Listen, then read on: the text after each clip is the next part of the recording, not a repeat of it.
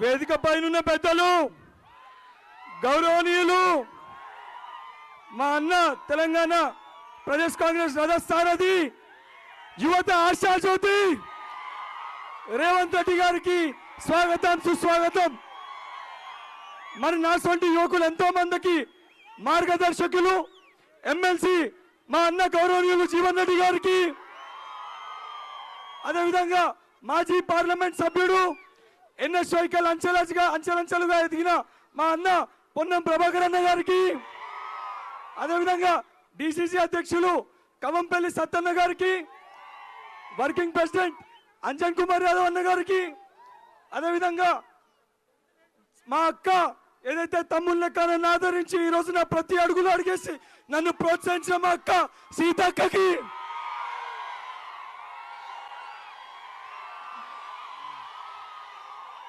పెద్దపల్లి జిల్లా అధ్యక్షుడు మక్కన్ సింగ్ రాజ్ ఠాకూర్ అన్నకి, జగిత్యాల జిల్లా అధ్యక్షుడు అడ్డూరి లక్ష్మణ్ అన్నకి, నన్ను ఆశీర్వదించడానికి వచ్చిన మా బాబు సిరిసిల్ల రాజయ్య అన్న గారికి, గాలి అనిల్ అన్న గారికి, అన్నిటికంటే ముఖ్యంగా నా హుజరాబాద్ ప్రతి అక్కకి, ప్రతి చెల్లెకి, ప్రతి అన్నకి, ప్రతి తమ్మునికి, నా కుటుంబ సభ్యులందరికీ, హుజరాబాద్ వీణవంక ఇల్లందకుంట కమలాపూర్ ప్రతి మండల కాంగ్రెస్ పార్టీ నాయకులకి, పత్రికా విలేకరులకి, మీడియా మిత్రులకి, ఈ ప్రసంగాన్ని వింటున్న నా హుజరాబాద్ పట్టణ సోదరులకి, అక్కలకి, అమ్మలకి అందరికి పేరు పేరున శిరస్సు వంచి పాదాభివందనాలు తెలియజేస్తున్నా.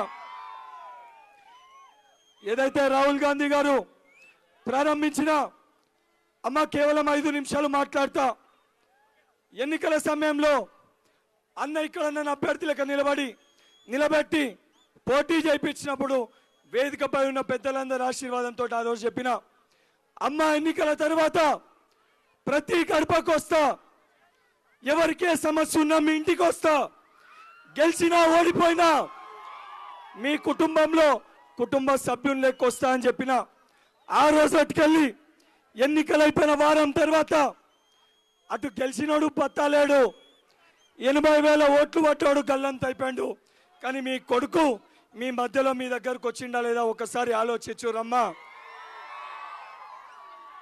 ఈరోజు ఎన్నికల సమయంలో మనకు అనేక వాగ్దానాలు చేసిర్రు.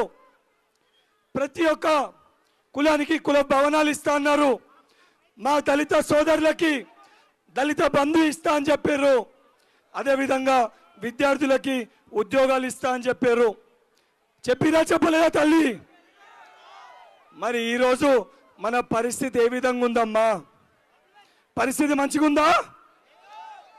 మనకి ఆరోగ్యం బాగలేకపోతే హుజరాబాద్ పట్టణ ఆసుపత్రికి పోతే ఎంజిఎం ఆసుపత్రికి వండి ఇక్కడ డాక్టర్లు లేరు అని చెప్తారు. వాస్తవమా కాదా?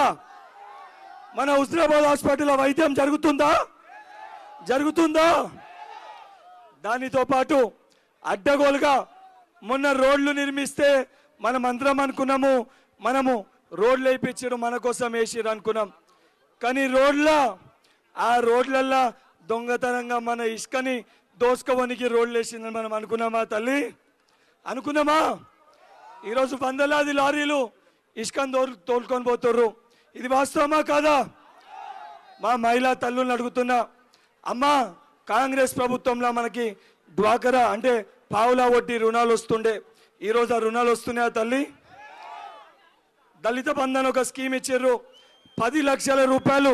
పాపం మా దళిత సోదరులు ముందుకు రావాలని చెప్పని ఆ స్కీమ్ తోటి బాగుపడతారని భావిస్తే ఆఖరికి దొంగలు ఆ 10 లక్షలలో కూడా 1,50,000 రూపాయలు కమిషన్ తీసుకుంటారు. ఇది వాస్తవమా కాదా? ఇది నిజమా కాదా? మళ్ళీ ఏదైనా మాటలు మాట్లాడితే స్థానికంగా ఉన్న ఎమ్మెల్యే ఏమో టీఆర్ఎస్ పార్టీని తిడతాడు, ఇక్కడ ఉన్న స్థానిక ఒక పిచ్చి కుక్క ఎమ్మెల్సీ ఏమో ఎమ్మెల్యే పైన మాట్లాడతాడు. కానీ ఏ ఒక్కలన్నా మనము బాధపడ్డప్పుడు, మన కుటుంబంలో ఎవరైనా చనిపోయినప్పుడు ఎవరన్నా మన ఇంటి ముఖాన్ని వచ్చిర్రా తల్లి? ఒక్కసారి ఆలోచించుర్రి.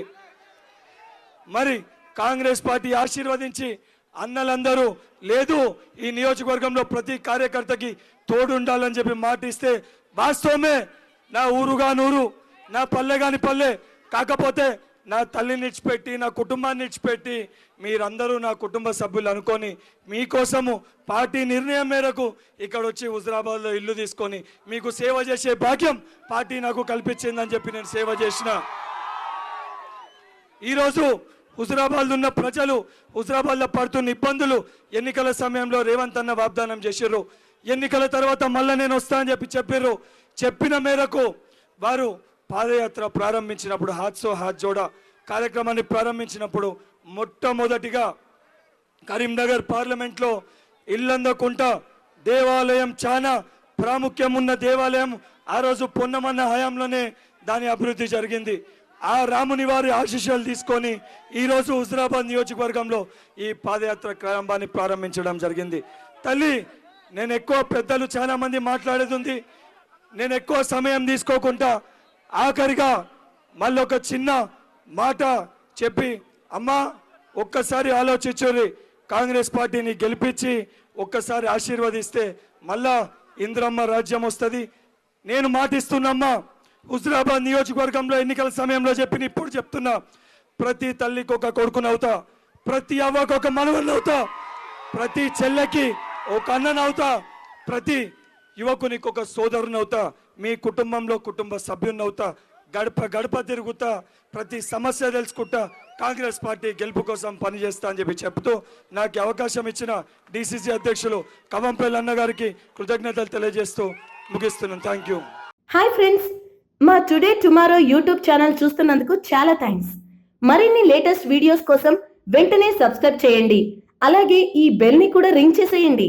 మా నోటిఫికేషన్స్ అన్ని మీ మొబైల్లో వస్తాయి. అలాగే మా వీడియోస్ మీకు నచ్చితే లైక్ చేయండి, షేర్ చేయండి, నచ్చకపోతే కామెంట్ చేయండి.